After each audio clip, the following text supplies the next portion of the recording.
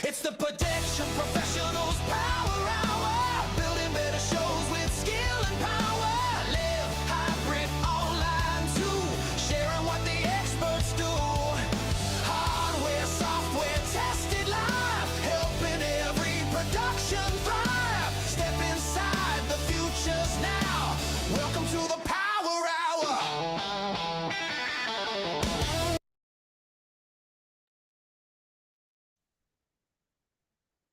That was funny.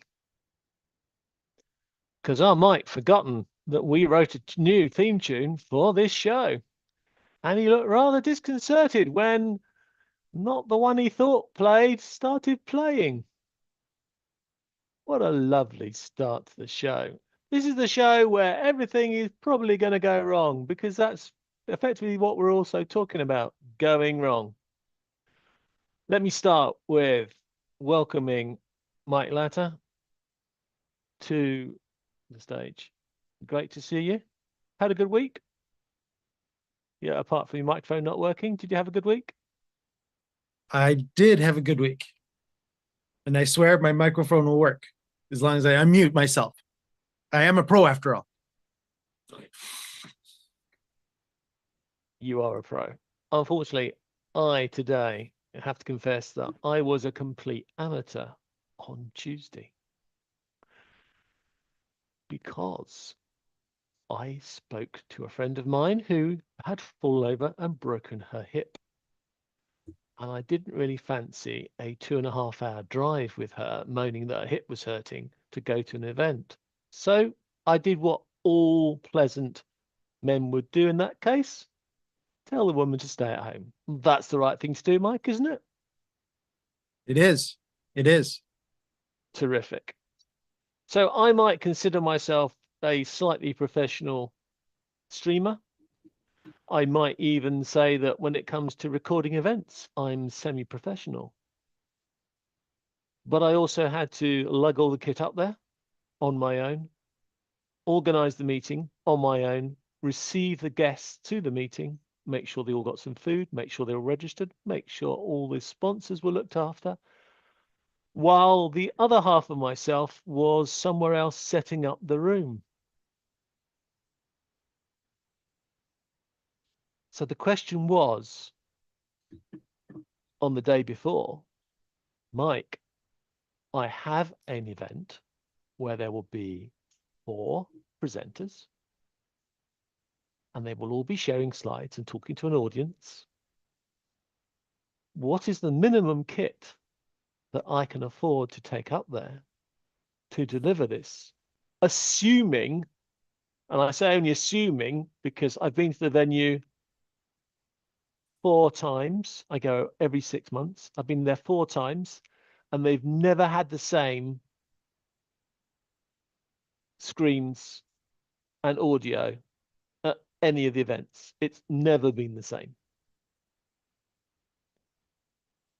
So what is the minimum that I can afford to take up there? If that's the question for me, the official answer is, well, no, it's the infamous IT answer of it depends. No, I'm not going to be a it depends guy today. I'm going to try to do my best not to be it depends. So the minimal kit, because John was actually not broadcasting live to Zoom or outside of the venue, so it was in person. Correct, John? Yes. Yep. And thankfully, all I had to do was record. We weren't going to stream live because we're already so short-staffed that was going to be stupid. So yeah, we would just record the presentation, and then I could make it available afterwards. Right. So the minimum in his situation, the easiest, as we discussed prior to John going, was for him to bring a video switcher. His choice is, he is a fan of Blackmagic.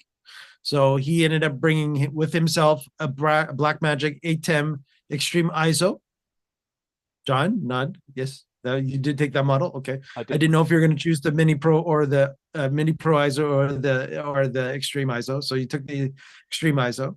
You made sure that you had a capability of externally connecting an SSD type drive to it, so that you could Correct. actually record each isolated channel coming out of the ATEM Extreme, ATEM Mini Pro, ATEM Extreme ISO unit. I got to keep remembering good old Blackmagic doing that to me all the time, where the differentiations are. So let's just call it the Extreme ISO to make it simple. Okay, so the Extreme ISO got fed from all of Jan. So John, how many cameras did you take? I don't know this answer. One lonely camera Well, plugged into an 8-port. Oh, maybe two. Oh, maybe two. Can I only have a one. 3? Only one left the car. Only one left the car. All right. So in the boot, one camera stayed in the boot for no particular reason, but there was officially, at least he had a backup camera. So that's important as well. So one camera and one backup camera. So that's not a bad thing. Now, again, I don't know the venue, so John does. So I'm going to assume that one camera was enough for what he needed to get done. But normally myself, I'm easily 2, if not 3 cameras. But that's just my normal kit, my normal practice. And so and Johnny's going to be sharing with us momentarily some photos from the venue. And as I'm seeing it, I can understand why one camera would have been perfectly fine. Assuming everybody behaved themselves and stayed, as we would call it in the production world, they are a podium hugger, meaning that they stayed at their podium, they didn't deviate from their podium, they didn't decide to all of a sudden pace because they thought it was a good idea, because pacing officially, in my mind, officially adds another camera for free. Because you got to make sure that you have them pacing as well as being able to show what you're showing as slides. And I'll show what John's showing me right now on the share right now momentarily. So the minimum kit would be his Extreme ISO, an SSD, and his cameras. And then, of course, some sort of audio source from either the venue or an audio mixer of some sort that he brought himself for the microphone that was being plugged in, so that he would have the audio portion being brought into the ATEM as well during the ISO recording. Did you bring more than that, John? No, I brought less than that. You brought less than that. Yeah. Would you like, can you share the screen for us, Mike? And that probably gives some people some context then. Yeah, so here we go, everybody. So this is the So explain venue. what we're seeing, John.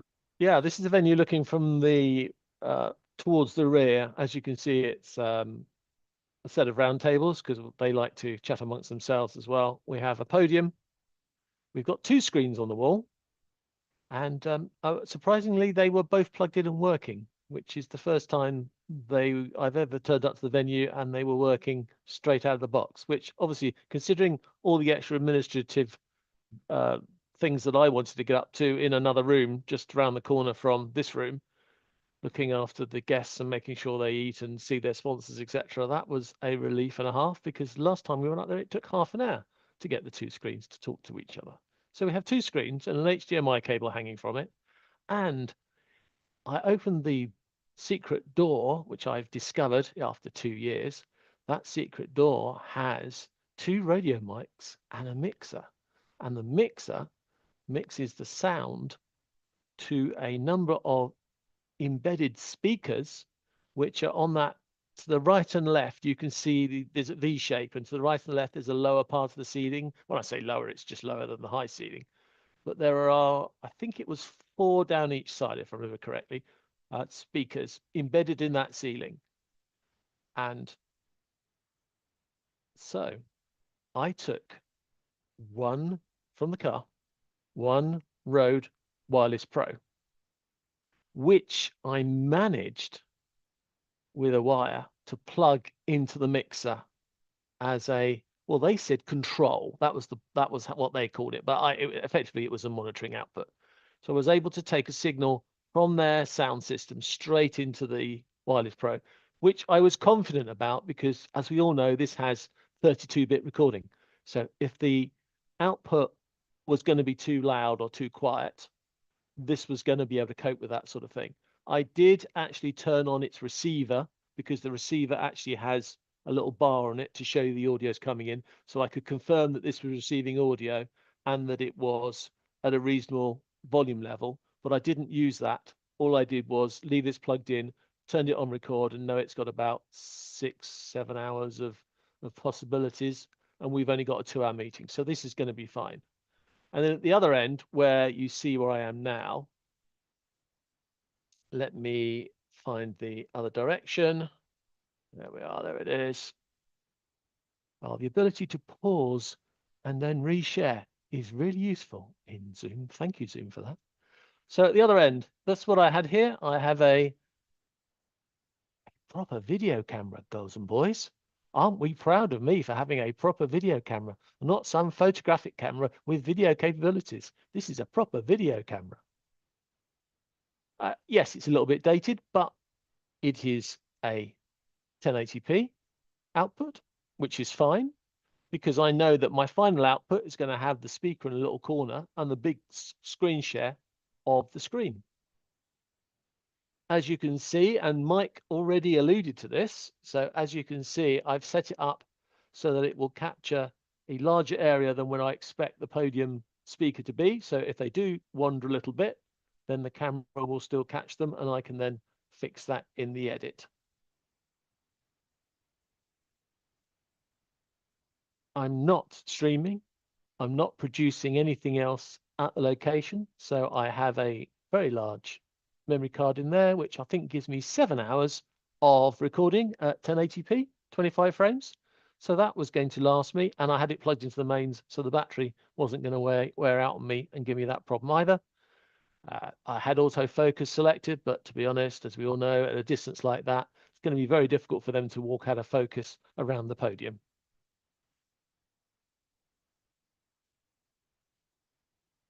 And then if I go back to the other setting, I can show you what I have.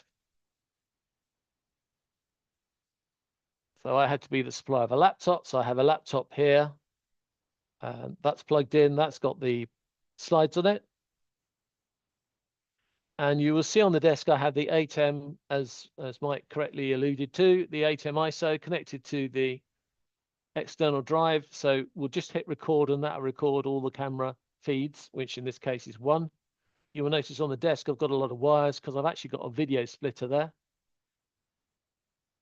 I could take it in and take it out the 8M, but in this case, I plugged the laptop into the splitter. One of the splitter signals goes into the 8M and the other one goes into the screens on the wall. In fact, I think they've got a splitter that allows them to have the 2 screens running at the same time as well. So it's a very simple setup. But when you're old and decrepit like me and you've just driven 3 hours, you don't really want to lug too much around. And knowing the venue, that was my minimum viable production. Haha, MVP. One of these, a camera and an 8M. Everything else, fortunately, they had those wireless mics work, so I didn't have to produce any of the audio. That worked into the mixer, into those things into the ceiling, which you might be able to see from, if I put my mouse, can you see my, oh, you can't see my mouse. I might do a little bit of pen move here and I should be able to go like that. And I think there's one about there, if you can see that. And that's it. Mike, what do you think? Did I do well for a MVP production? Really, that well? That's fantastic. Hey, everybody, he said I did really well, and I even got the microphone to record. Yes, and what I was saying too, that for a very minimal setup, yes, yeah, there you couldn't have, yeah, You scraped it right down to the bare bones, sir. Absolutely. Absolutely. Frankly, I did. I wanted to do the most minimal setup I could because I had little time to do anything more.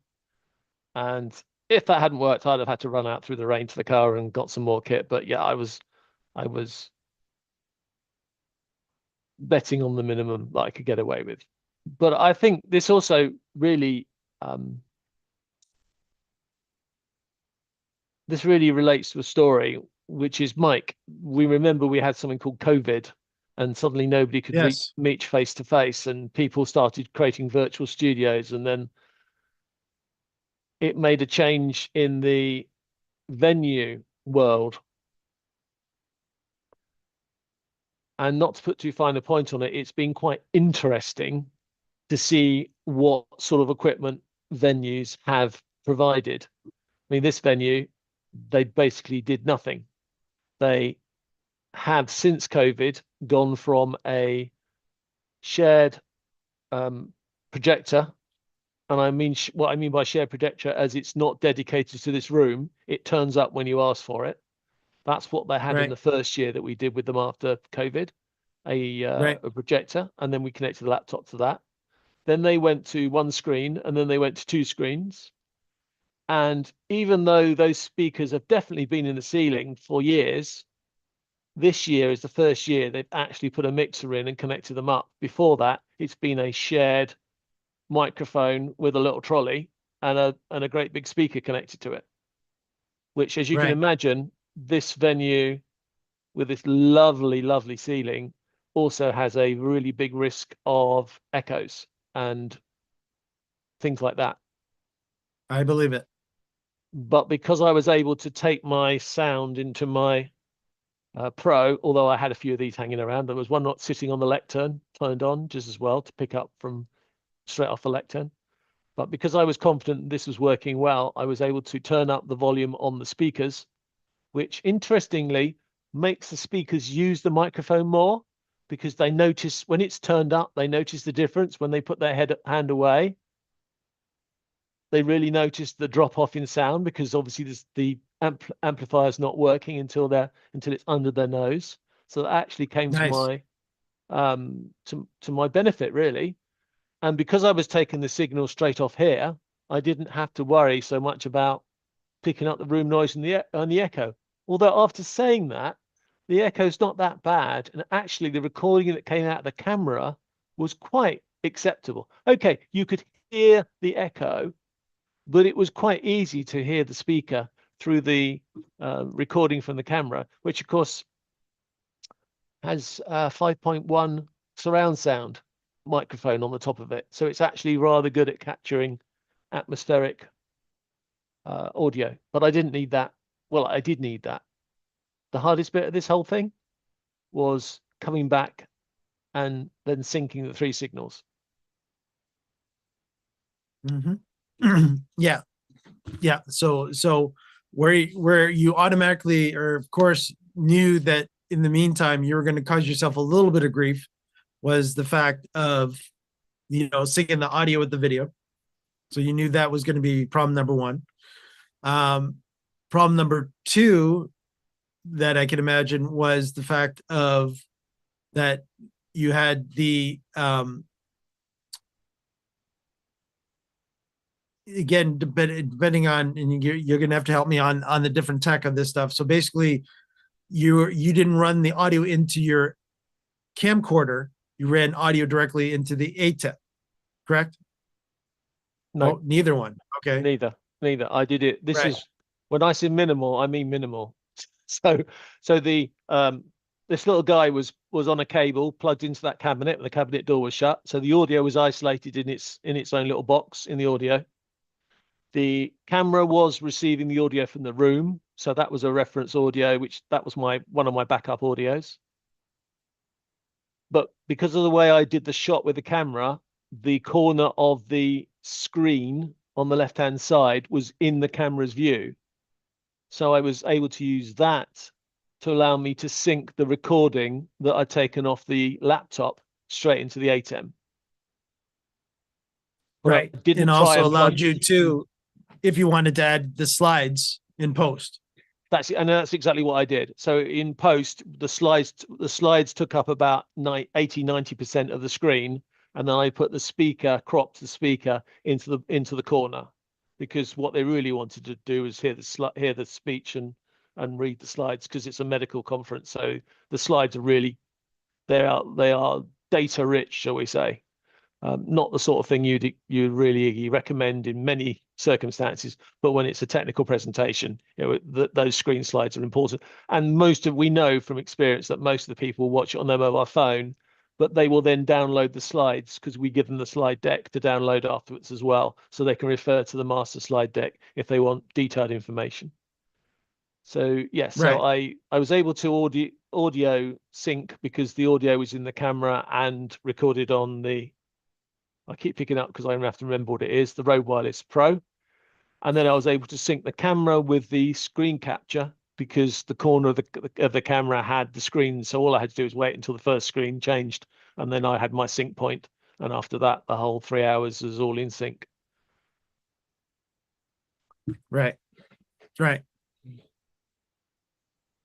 Okay. So yeah, so I don't have, at this particular point, I don't have any further suggestions, but again, of course, in this situation, I might have done things differently. We can get into that if you want to, John. But as far as what you did for minimal kit, considering you're not only the AV guy, the host guy, the person that was dealing with all the sponsors guy, where you usually have, she usually has a team of probably at least 2 or 3 people, and you're just usually part of that team, correct? Yeah, she's usually doing it herself, and then she may be having one other person, but she can sit in the other room, and she can keep an eye on all the sponsors and registration, everything in one room. But you can't be the guy setting up the stuff and be in the other room at the same time. So we simplified the event to make it smooth for those that were watching, or those who are going to watch the recording, and for those that are attending. But yes, it's a completely disconnected system I've got there, and if we were going to live stream, I'd have to connect them all together. And if we were going to take it to the next level, I'd have to bring it all together. I think the last time we did a presentation like this, if I remember rightly, I had another laptop, and I had holding screens and things like that between the presenters. Whereas this time I was unapologetically walking up to the podium and loading the laptop with the next screen share as they were being introduced. But considering the situation, everybody was, nobody had a problem with that particular scenario. But yeah, it's amazing how simple you can make things when it's pushed. But also, from your suggestions, of course, I totally agree. It's not that difficult to take it up a notch with just a few cables connecting a few of the bits together. The biggest problem would be obviously the camera at the far end, trying to find a way to connect to the kit at the front. Right. But I've got other cameras with other interfaces, not HDMI, so I could use SDI, couldn't I? And I could have run an SDI cable around the side of the room all the way down to the front. Absolutely. Yeah, absolutely. And again, that would have been my go-to automatically, would have been to make the actual ATEM itself the main recorder. Because again, we know the Blackmagic has included all the capabilities of, this is the audio portion, this is video portion. So you even though you utilize the ISO portion a bit, where you're able to have the slides brought in and also brought in the video, again, the audio portion of it wasn't synced, so you had to do that in post, where you could have had the receiver turned on from your wireless Go and brought that mini 3.5 in to the ATEM, then sync that up within the actual ATEM itself to get that, doing good old clap test to make sure that everything's in sync. And then that would have definitely reduced your post work,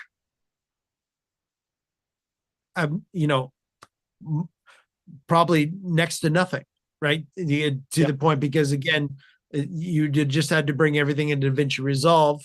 You would have brought in the timeline. The timeline would have already everything, you weren't switching because you were busy doing other things too, but at least then everything was in the timeline of, okay, this is this, this is this, this is that, there's the audio.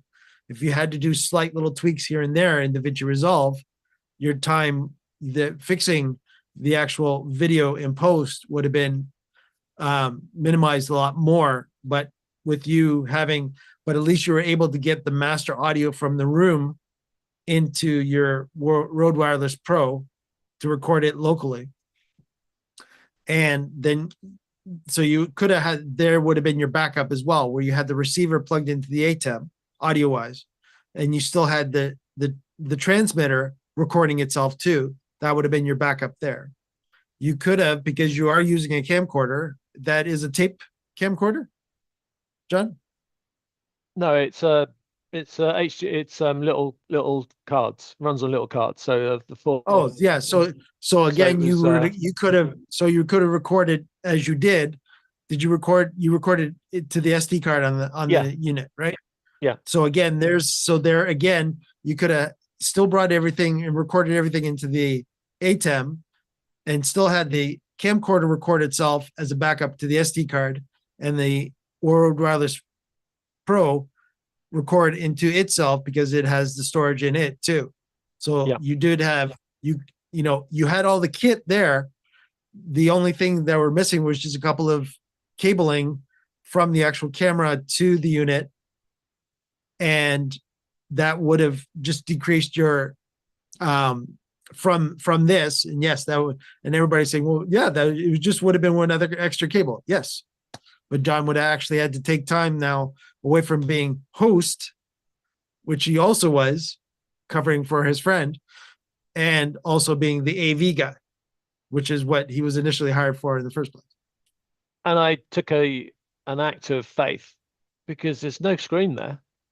I haven't even checked that the ATEM's working. Just as I could have looped back into the laptop to check, but I just plugged it in and I hit the record button, and I had the confidence that the device was going to do the recording without me double checking. If it hadn't worked, then I would have simply have had to recreate all the slideshow. I mean, but again, it's a question of balancing what you want to do and how you want to do it. And what surprised me as I thought it through before I went up there, and as I panicked on the way up there, we do sometimes get a bit carried away with our tech and all the bits and toys we want to have, and to take it to the absolute ridiculously opposite point of view and do the minimum, and then minimum again, even leave the backup stuff in the car and not even bring it into the room to get it working. That was an interesting challenge, a little bit of an act of faith, but quite frankly, I've bought professional grade equipment, and I therefore have more confidence in throwing it into a situation and expecting it to perform than maybe if I had slightly lesser, shall we say, equipment. That video camcorder, Mike, if we'd had to do 5 hours, it might be 4 or 5 years old, but I'd have no worries about that particular device recording, and filling up its 7 hours worth. I think it can hold on its 32 gig drive or whatever it is I've got in there. I can't remember now, but I would have been quite happy that it would have run for 7 hours and it would never have had a problem, never overheated, not had an issue, and would have just trundled along recording the content in the back of the room for me, whatever happens. Right. Yeah. It's, again, it was built to be what it was built to be. Right. Yeah.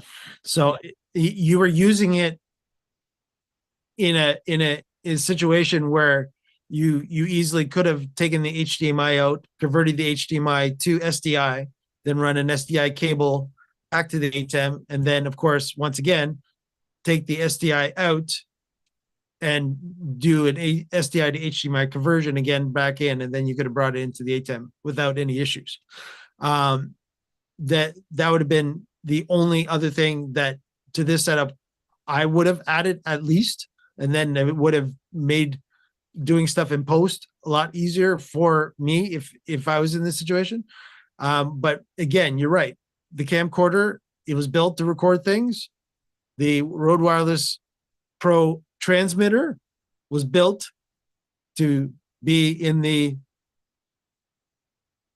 what? It's watching me now. That's my camera now. Oh, this is the actual camcorder. Okay, cool. Yeah. I didn't realize. Uh, okay, but yeah. So again, when it comes to the Rode Wireless Go unit, it again, John knew that it had a built-in capability of recording itself, so he took the advantage of that as well. So again, recording there, and recording of the slides in And the the ATEM. fact that Yes, it's 32-bit as well. We know it's will take a large dynamic range and still able to produce a recording. So again, that is an important thing about having a good recorder, that it's gonna work at a large dynamic range. In fact, I think the audio was slightly quiet, but it still created the recording. It still sounded great. It was a bit quiet, but that was okay because again, in post, I had more time in post to deal with stuff. So in post, I just boosted the signal and it was fine. In fact, I right. edited this lot on Camtasia. I didn't even use DaVinci use Resolve. the right program. Yeah, DaVinci Resolve. Didn't even bother to get that one. I actually mixed it all together in Camtasia because all I needed to do was line up those 3 different sources. And Camtasia has Audinate, which is its audio processing app now. So that was able to do the text to speech. No, speech to text. Get it right around. We'll do text to speech as well, but speech to text. So that was something that was useful, but I didn't actually need to put this transcript on the screen for this particular recording. So yeah, I mean, it's as I said, it's a nice challenge when you're given something out of your comfort zone to do something as simple as possible. The least amount of equipment I can bring in there, the quickest I can set it up. I did literally set up in under 10 minutes.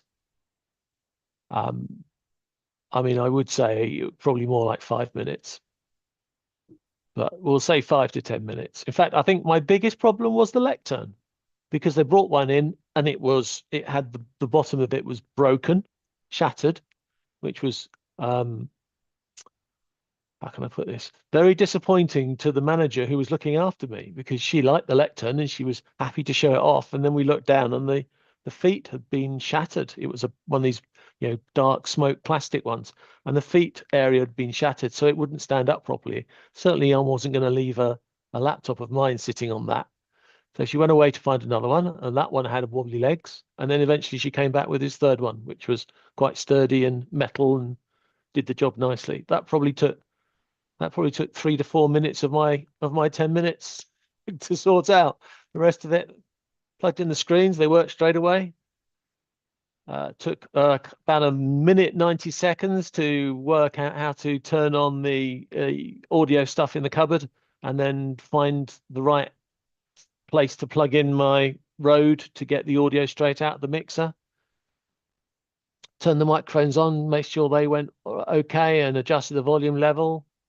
And yeah, under 10 minutes, job was done. I could go back to being the hostess with the mostess, as my mum would say, greeting all the medical delegates as they turned up, making sure the sponsors are all happy, and some really nice food as well, which was most delightful. We have done a live streaming from the same venue. And yes, it took a lot more kit. And it was a lot more trouble. And live streaming when you're in the room is actually really hard because you're listening to what's happening in the room and then you've got to concentrate on what they hear online as well. So I've got some very good noise cancelling headphones to try and cope with that. But I love the venue. I just think the venue is so nice. It looks amazing as far as I'm concerned with that roof. There is a room echo, but actually it's much less echo than you would think it might be with a room with that, or organized in that way. I'm guessing that by having the microphones down the side pointing downwards, maybe that does help with the way that the audio works in the room. And as you can see you can see in the V shape, you can see that there's acoustic soundboards there, so they do a good job in killing an echo that would wander around in the top of the building. But it's a nice venue, and we got through it. And maybe somebody else in the comments would like to share their disaster or their most worrying venue. But I think this Yeah. is about planning, isn't it? It's as I famously tell Mike all the time, I've got all my kit now. All my leftover kit is now in a 40-foot container. I did consider putting it on a lorry and taking it with me, because I would have had everything I needed. If I'm doing an event here, well, my 40-foot container is only 5 minutes down the road, so I can go down there and go and collect all the right stuff I want and bring it back and do whatever I need to do or however I need to do stuff. It means that this studio area here is now not full of clutter and cupboards and cables and things. It's much easier to do things in here. And I've even got a new office area now because that used to be stored up with equipment. So having all your bits and bobs reduced to a minimum is definitely a good thing to do. And I think I will probably now psychologically every 2 or 3 months have a look at the kit I have around me now and work out what bit of cable is redundant. That's not redundant because it gives power to the keyboard to recharge the keyboard. But you know what I mean. If there's the odd cable hanging around, is there a reason that you should have it or not have it or lose it or whatever? We do have some really fancy kit. We have some amazing kit that we use, but sometimes you got to say, I don't need that. Go and put it away. Put it to some other use. This will keep me going.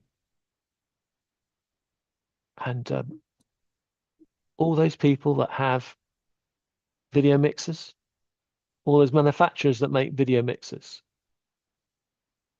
just remember the ATEM ISO has 8 HDMI inputs, and they all get recorded natively on that. Was it a T7? I think it's a T7 hard drive. Sure. Yeah, there are the models, but that is the one of the biggest recommended popular ones out there, John. Yeah, go. Yeah. And that to record all those recordings natively and then being able to, okay, so Blackmagic got their own software as well, but the fact that they're all recorded natively means that you can take them all after the show and you can make post-show mix, completely different post-show mix for you if you need it. And again, for those video switchers, I know quite a lot of them do this, but you need some sort of scene definition so that you can lay out those inputs in some way to produce fancy looking screen displays live as well. If you don't have those features, then you're not really competing in the video switcher space now. That's my challenge to you video switcher people. There's no good dumbing down to a lower level because it wouldn't be much use. If I'd used a basic A10, which wouldn't have all those features,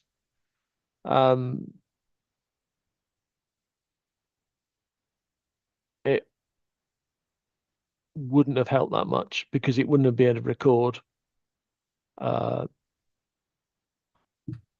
So I don't know what use it would be to me in that particular scenario. I needed a device to record, and it's much more reliable to have a dedicated device to record than it is to then bring another laptop and get the other laptop to record what's coming out of the first laptop, etc., etc. Just adding complexity. I am, and I believe Mike is as well, somebody who believes that putting all the stuff that you need to do into one computer is not a good way of doing things. Spreading the load for dedicated devices just makes sense. Yeah, absolutely. Yeah, absolutely. There's major reasons that The broadcast world, and again, we've got to take into consideration many of us are in the production world, but even we're learning from the broadcast world, and it's trickling down nowadays.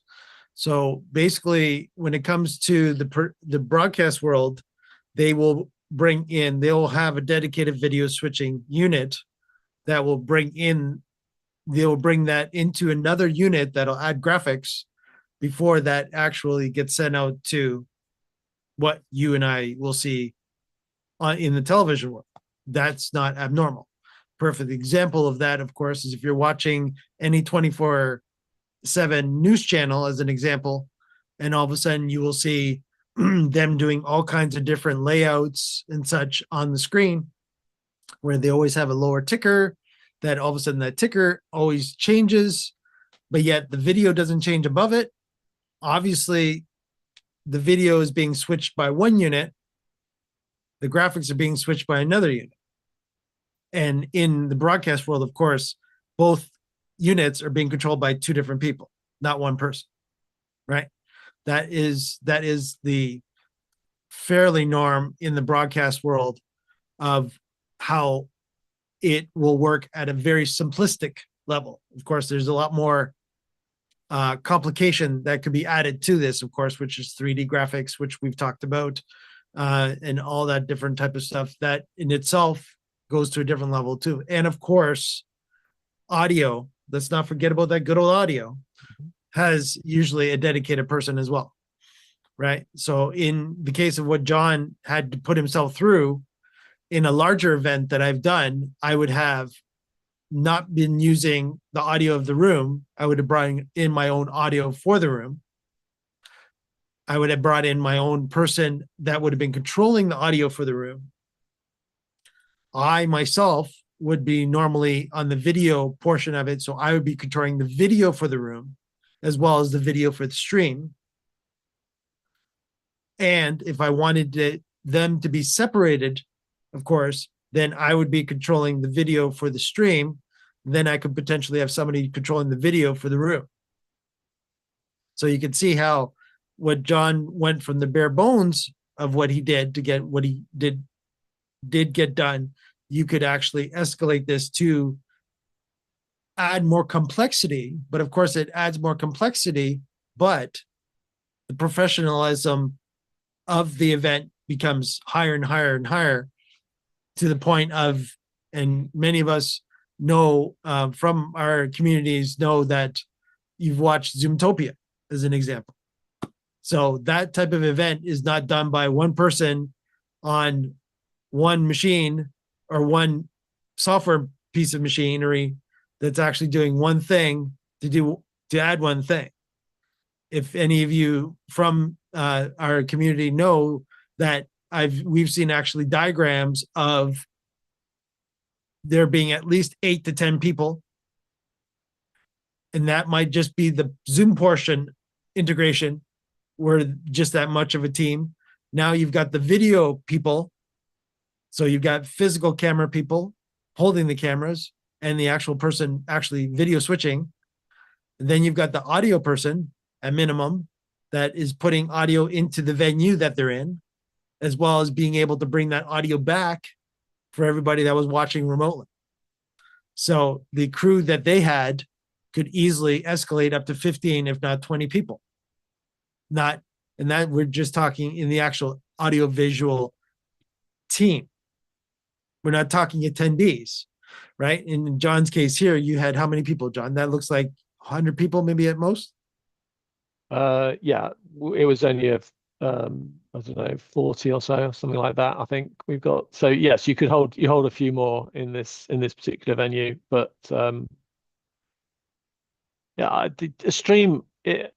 Streamers today, they tend to have them one machine dedicated to whatever the game they're playing, or what if they're game streamers or whatever, and they'll have a second machine dedicated to communicating with their community. It will be the machine that does the streaming, probably to wherever they're streaming to, Twitch or YouTube or wherever.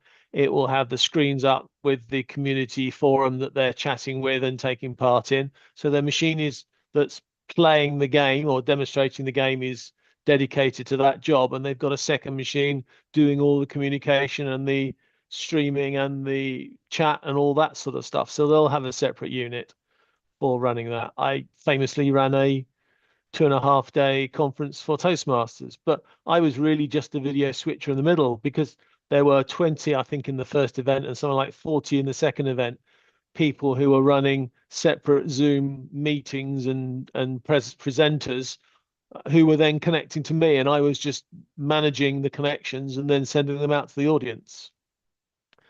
So there was plenty of people running in the background doing that. And even for this recording, I did reset the volume levels for the 3 different speakers because the 3 different speakers had different voices. They had different characteristics to their voices. And so I tweaked the volume level for the 3 speakers once I chopped it up into the 3 sections that I had. And again, I would, yeah, right. If we were doing it live in some way, I'd have had to be the audio guy. I had an audio guy there checking the audio levels. In this case, I just had to make sure that the sound level in the room was acceptable. And I could do that by just twiddling the knob inside the cabinet, which I think I only did once in the whole event. So it's simple. Keep it simple. But redundancy is the devil you play with, I suppose. Right. That's very important, John, and I'll touch that right now. So basically, when it comes to having backup equipment, many people will say, I should have backup equipment. Yes, you should have backup equipment. You're, especially if this event that you are assisting your client is paying for you to perform a service for them, which is making sure that their audio and video needs are being met, that there is no room for saying, oh, my kit doesn't work anymore, sorry. Well, then they go, then why should I pay you? Right? It becomes down to, and yes, Johnny magically, we'll pretend that he might have a PTZ, but he's framed himself a little better now. There you go on the camcorder. But so when it comes to having backup equipment, John is absolutely right. There can never be an excuse for not having backup equipment of some sort or some sort of backup measure.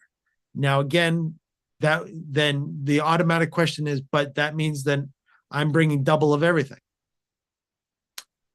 And that's a very interesting question, because I've been in the industry for well over 30 years.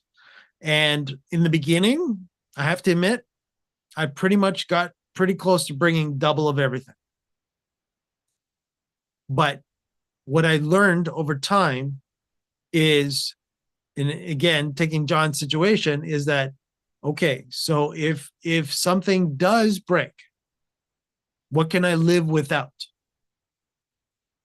That's where it now becomes, as a production person, is, oh, I lost the camera. Is it my only camera? Okay.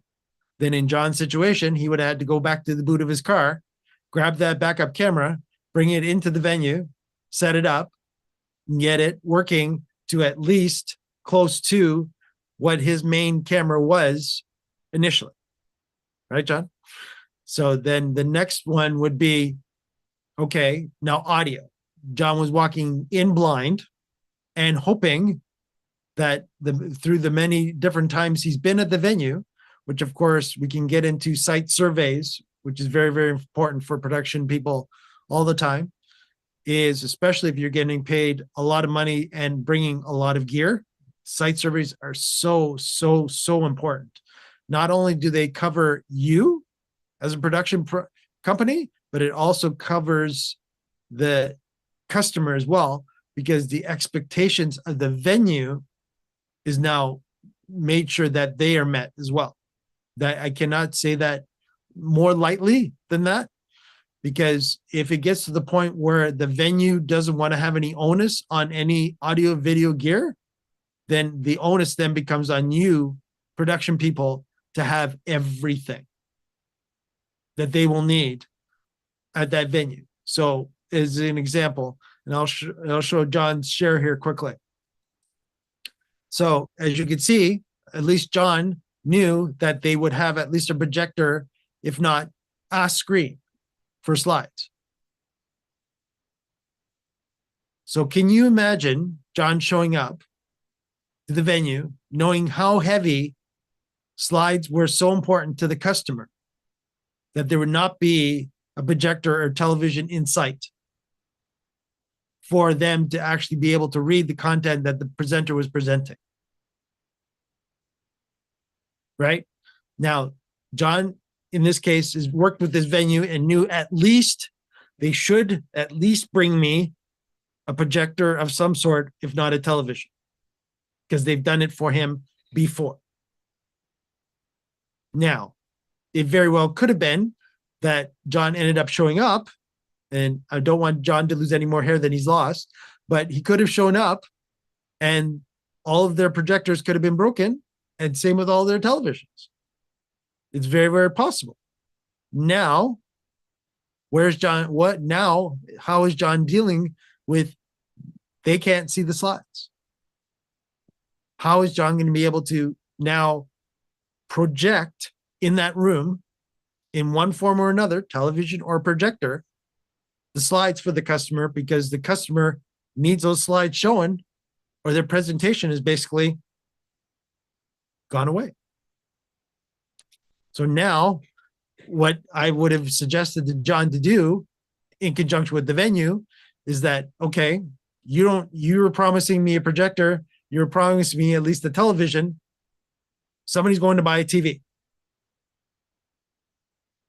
Am I going to my latest box store to grab at least a 55-inch television quickly and bring it to the venue? And then you'd say, venue, do you at least have a TV stand available so that I can at least throw this TV on this TV stand?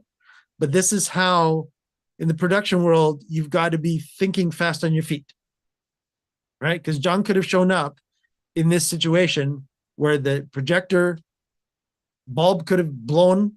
They don't have a replacement. Television could have died. In this case, at least John had two.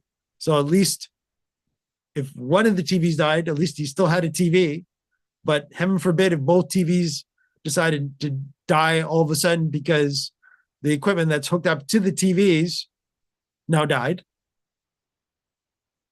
then John would have at least had to be able to bypass in some way, somehow from the laptop to get it at least to a TV there. Right? So again, having backup equipment is never a bad thing. Would I've gone to the venue without some sort of at least projector or television, knowing the loosey-goosiness that they are of, maybe I have a TV, maybe I don't. Maybe I have a projector, maybe I don't. John took the risks of being able to say, yep, I'm confident enough that, okay, I'm not going to bring a TV or a projector because they should have at least that format. It's in the contract with the venue. Great. So now we're talking audio. Are they at least going to have a microphone for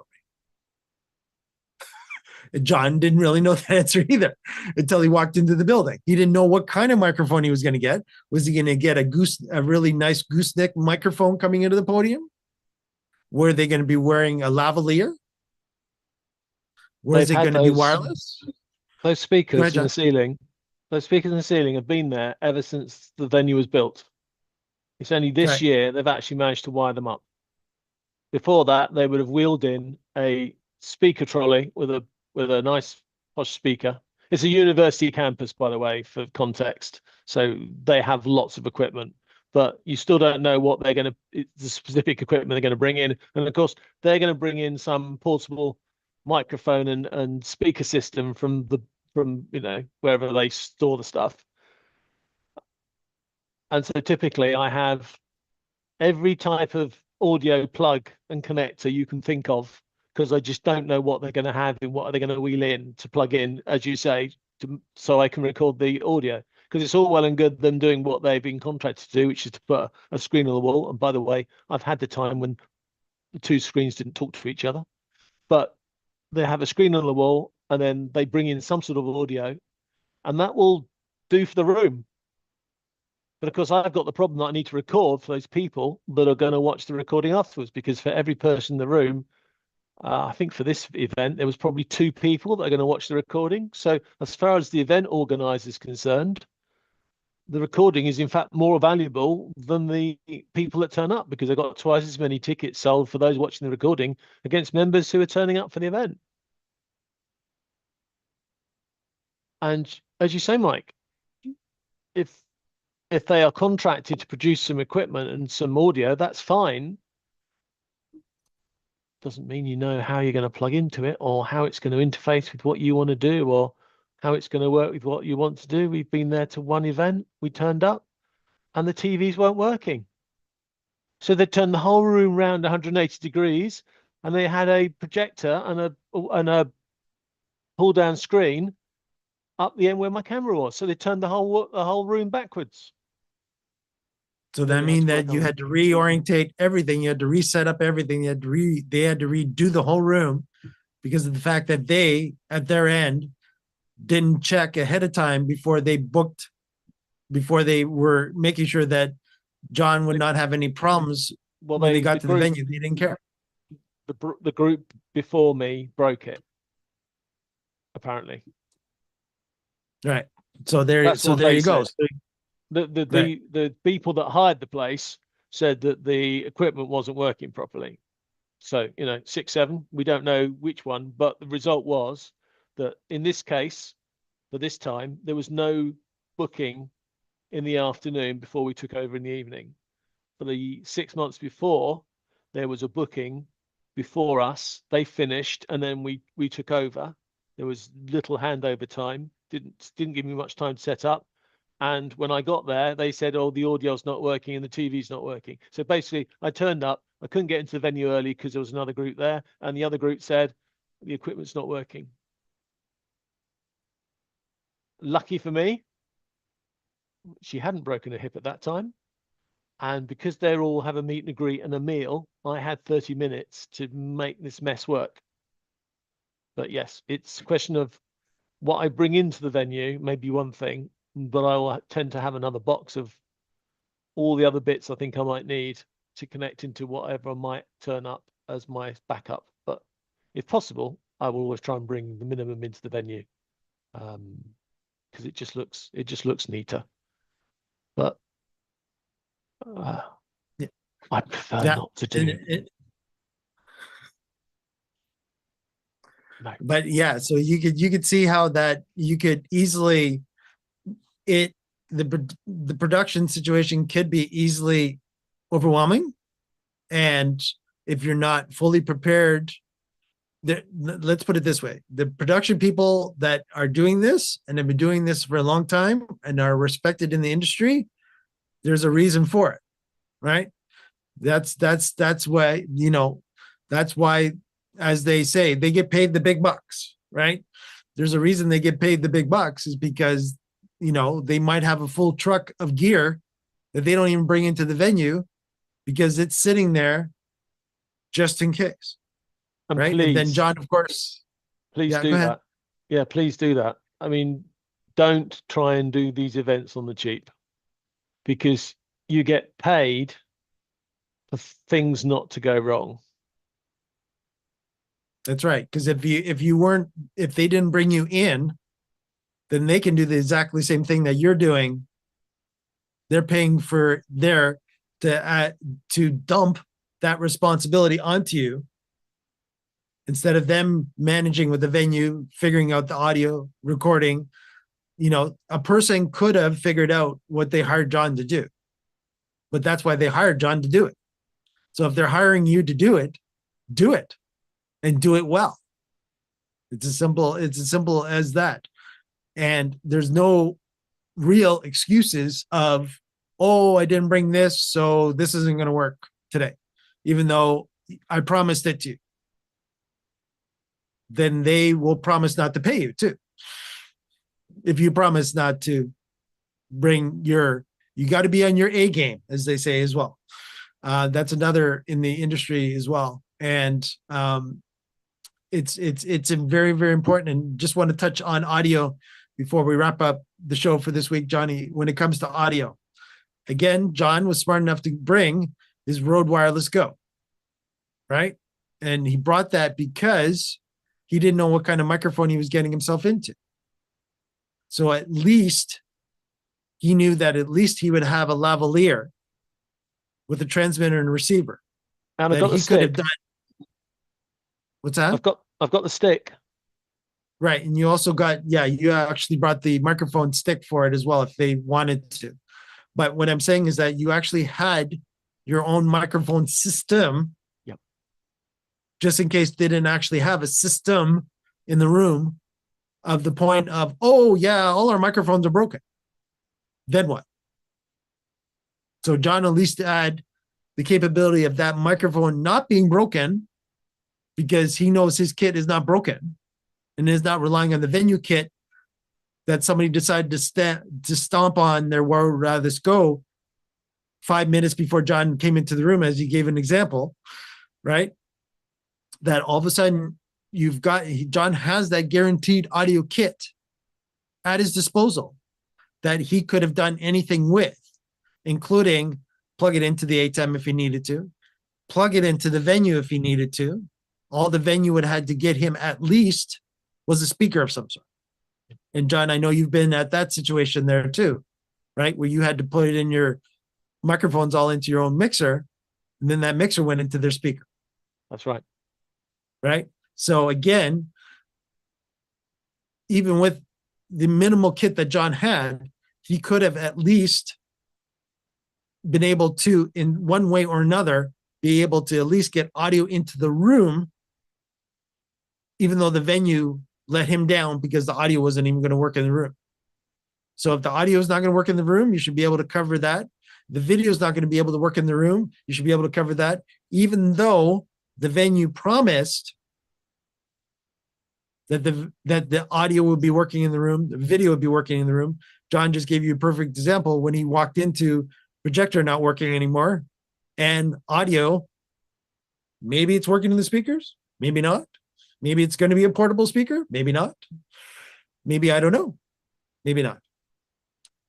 And then, of course, his bibs and bobs of adapters.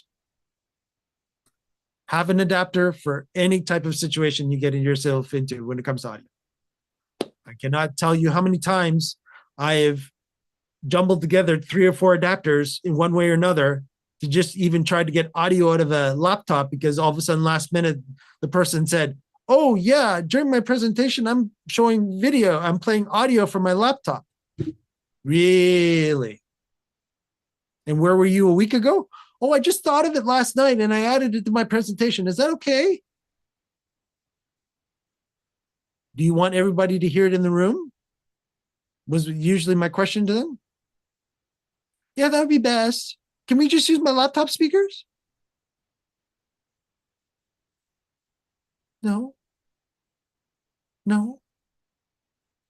But it did get to the point where if I didn't figure it out how to get audio out of the actual laptop itself, I would actually have to put a microphone over top of the laptop speaker.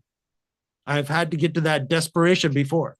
But again, I had to think about that was like 10 minutes before the presentation started. Like, yeah. Oh, by the way, I do have audio coming. I'm going to be doing a video clip too during my PowerPoint presentation, right? And of course, they get one of these from me. What was that? Say it again. You're on in 10 minutes, right? So yes, be flexible, but the more that you can be there in the moment and be able to change on the fly, that's a skill set in itself. And as you do more and more and more events, that'll just get to the point of, yeah, I've been in that situation before. What did I do? But Johnny, you had an interesting event. You were put into a situation that is not normal for a lot of us production people, which is that your customer all of a sudden, oh, can you run my event for me too, and also be the AV guy? Sure, Okay, I guess. I'll come clean. The reason she Uh-oh. didn't come to the event was because I told her I wasn't accepting her to be there. So it was actually me that stepped in and told her she couldn't go to the event. Because when I looked at the itinerary that I know that we work for, and we only have about a dozen, 15 events a year, but they're all concentrated into 3 groups. So we don't just have one event a month. We have like 3 events all squeezed into 1 month, and then we'll have a big gap, and then we'll have another 3 or 4 events squeezed in. So it was actually me, but I leave you with this story to let you know as a warning. On the way home, I was pulled over by the police. I was accused of being a drunk driver, and I was breathalyzed by the constabulary.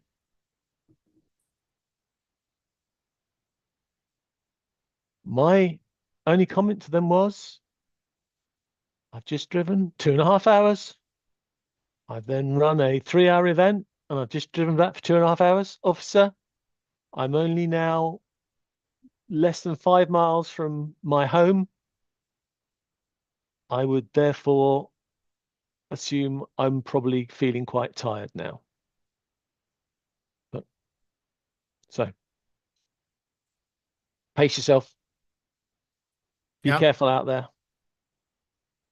yeah. I'm in awe of you And guys who go to all these random venues and run these events, because I don't have to, fortunately, do that many nowadays. I've retired from that sort of thing.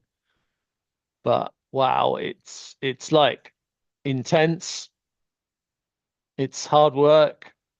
And even when you look like you're just sitting there listening to presentation, your brain's going wild. Is the camera still working? Oh, I can see it's on. Is the audio okay? You're constantly thinking of what could be a problem and scanning for whether there's any signs that things are working or not. It's a hard job. So don't scrimp on your tech. Don't scrimp on your staff. Don't scrimp on your effort, and don't scrimp on your price. Because if they want to do it themselves and make all the mistakes, then they can blame themselves when it doesn't go right. But if they are expecting you to make it work, if the venue doesn't get the tech working, you're the guy that gets blamed for it, not the venue. But it's really satisfying when the damn thing all works and you get home and you do your post-production and then you look at it on the internet and you go, wow, that's quite amazing, that is. And if nobody says anything to me, that's usually the best compliment, because it there's is nothing for them to say. 100% the best compliment is that if they say nothing, you did everything to their expectations and you met every expectation they had. If they do say something to you, chances are that's what they want to add for that next time. That's what you want to hear from them. You do not want to hear from them, oh, you forgot to do this, you forgot to do that, you didn't do this here. Remember, I told you to do that. I remember I told you to do this, and you didn't do that, and this here, and that there, and this there. That's the conversation you want to have in a debrief afterwards with your customer.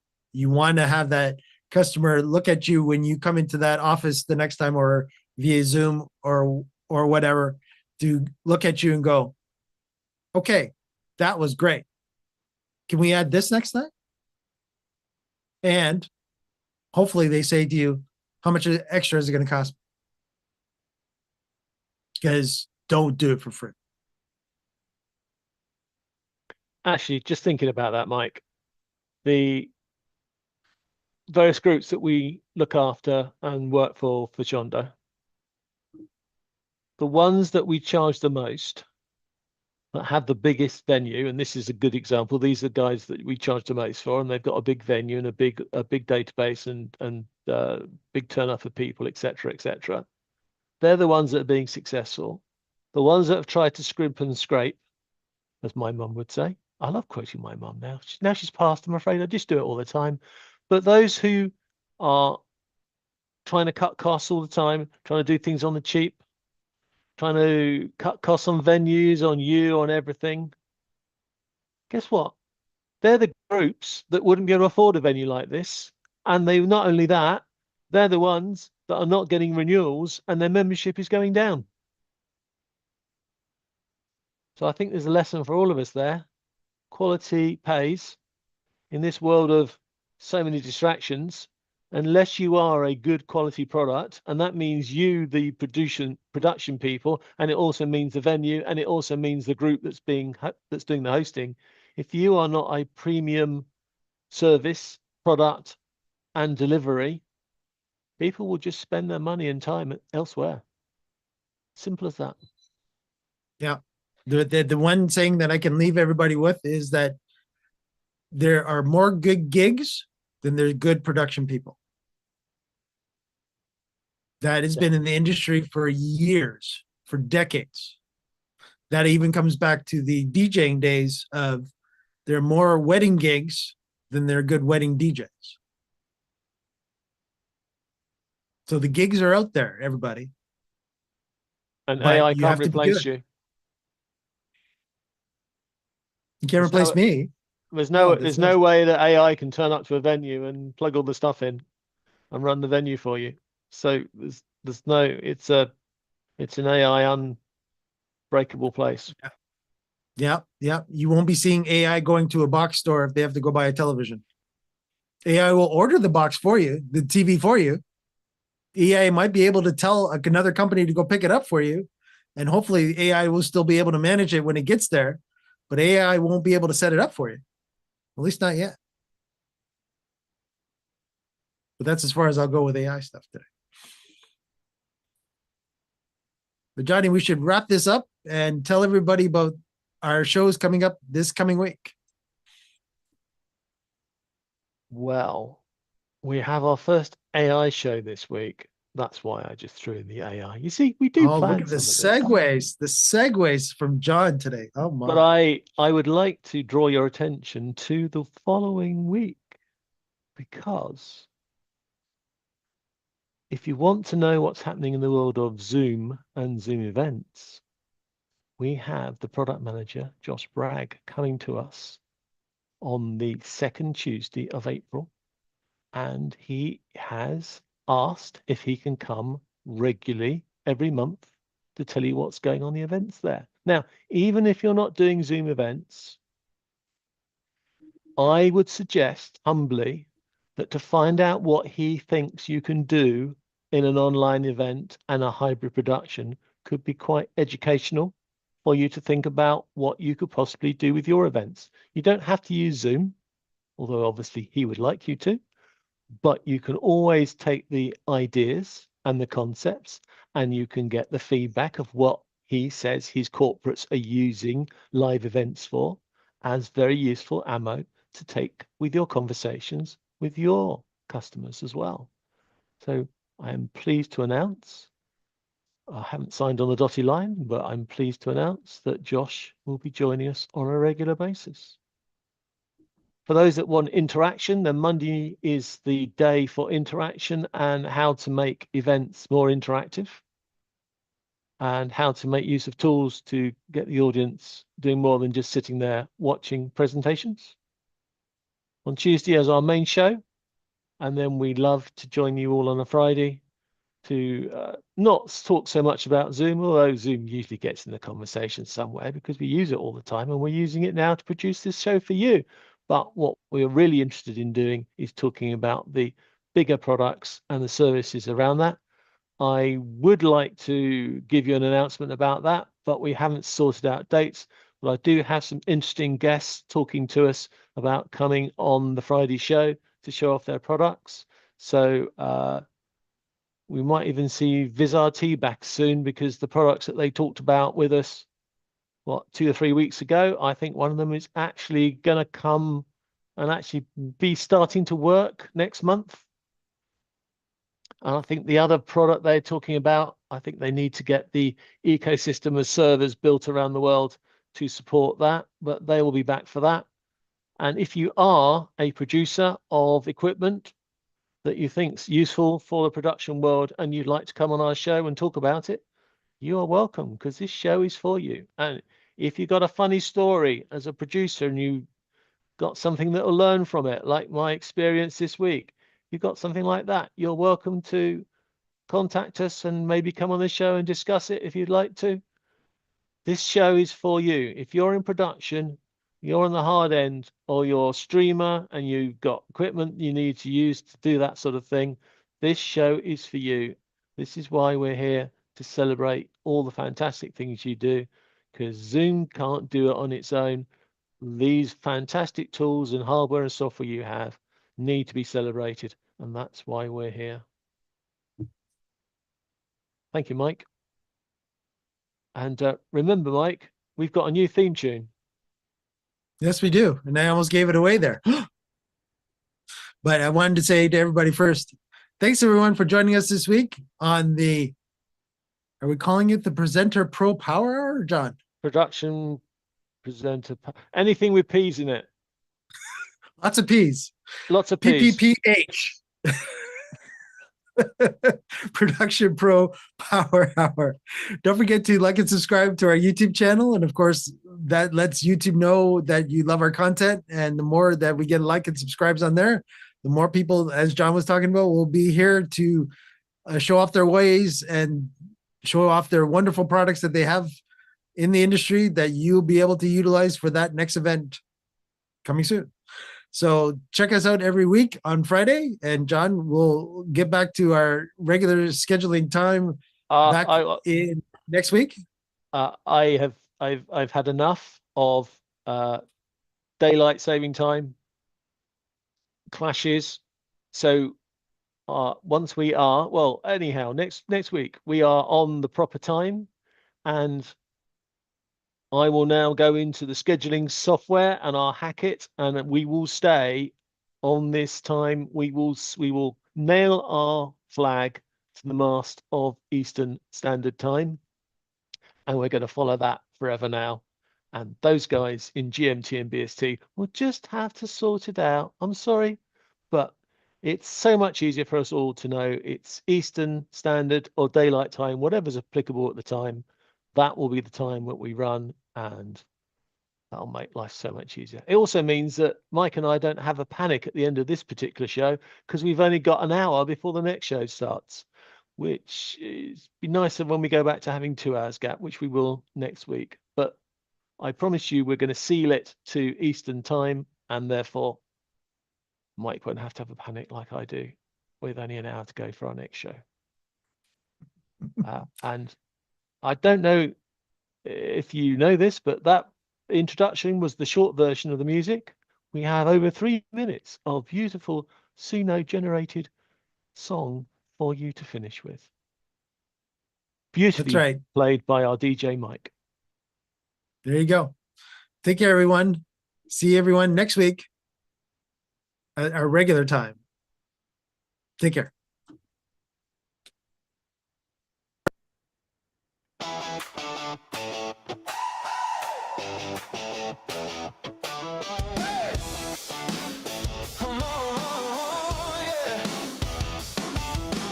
Lights go up and the cameras roll. Voices clear and we're in control. Screens are live and the signals flow. Welcome to the place where the pros all go. Talking gear and the tools we